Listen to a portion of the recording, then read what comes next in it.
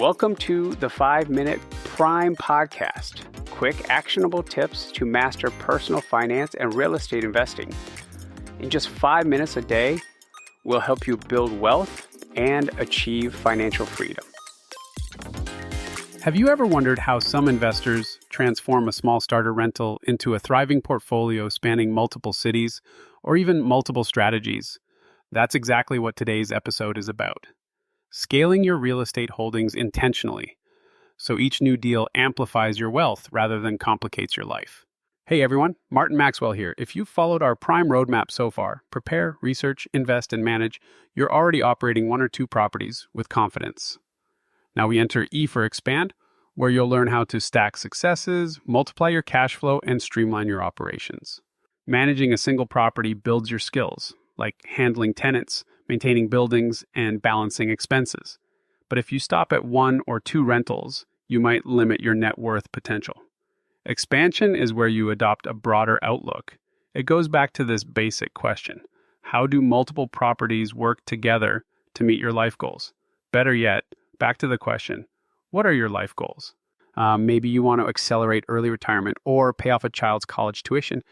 Either way, you're shifting from owning a property to owning a portfolio. What's the difference? You're now orchestrating multiple assets, each contributing to your bigger vision. And yes, it can be done without constant stress. First, clarify your expanded real estate objectives. 1, number of properties or doors. Maybe you aim to grow from 2 rentals to 10 by the end of next year. This is not just about the numbers. It's more about what the number represents, your end goals, which will help keep you motivated as you scale. 2, total monthly income. This is another way to look at your goals. Instead of looking at each unit's cash flow, tally your entire portfolio's net. Do you want $6,000 net monthly to replace part of your day job? 3, exit timelines. Decide if you'll hold certain properties long-term for rent growth or flip others for quicker capital. This is especially important for tax planning purposes, which is critical with a larger property portfolio. Tie everything back to your personal why, like enjoying more family time, funding travel, or fast-tracking retirement. Vague targets like, I want more rentals, won't cut it.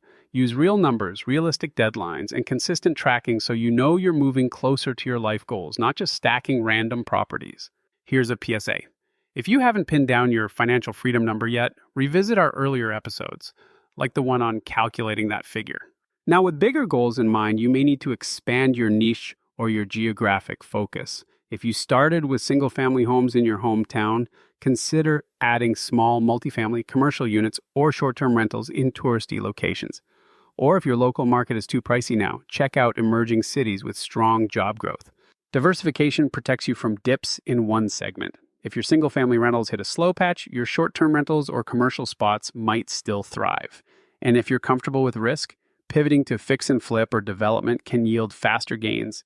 Just make sure you align each approach with your skill set and appetite for volatility. For a multi-property operation, the minimal squad of realtor, lender, property manager, and contractor might not cut it anymore. Now you might require these team members: commercial brokers if you're jumping into offices or retail, syndication attorneys to stay compliant if raising capital from multiple investors. We will cover more about this in a bit.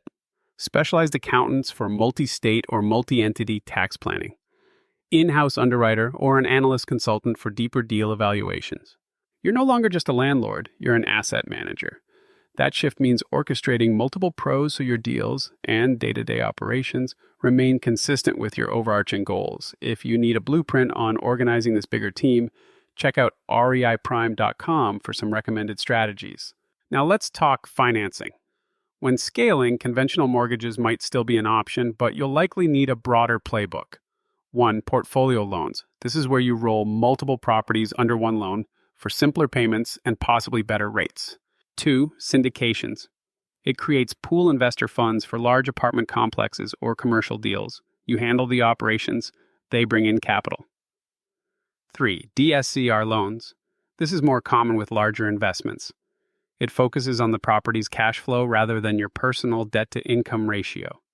A great option for complex finances or multiple LLCs. 4. Creative structures like subject to financing or master leases, letting you control bigger assets without massive down payments or typical bank hurdles. Balance that quest for bigger returns with risk management. Maintain ample reserves across your properties and watch your overall debt load. Rapid growth means more monthly obligations, so be sure each new project can carry itself if the market shifts. As you expand, your operation needs to keep up the growth effectively as well.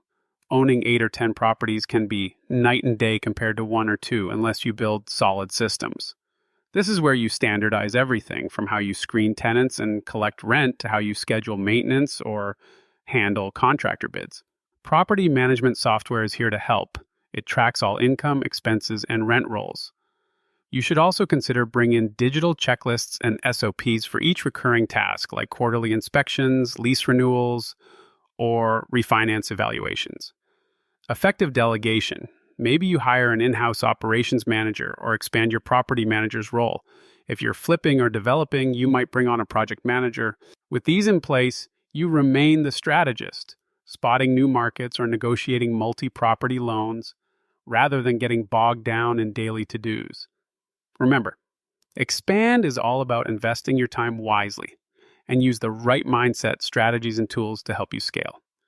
We will cover more on the personalized prime framework in the next episode. That's it, the blueprint for the expand phase. Define multi-property goals, diversify your approaches and locations, evolve your team, secure financing that suits advanced deals, and refine your systems to operate at scale. When each piece aligns with your personal lifestyle aims, you multiply results instead of multiplying headaches. Your challenge: map out the next 12 months if you plan to add multiple doors or shift into new property types. Identify which professionals or financing routes you need to explore. Then lay down a real timeline with milestones. Your biggest takeaway for this episode: growth isn't random, it's strategic. If you want a deeper dive on how this fits into the entire real estate journey, check out my full framework in my book, The Prime Framework, on Amazon. Thanks so much for joining me on the 5-Minute Prime podcast. Also, check out reiprime.com for more resources and follow me on X at Max by Martin. Until next time, keep your vision big, your finances smart, and your portfolio growing steadily.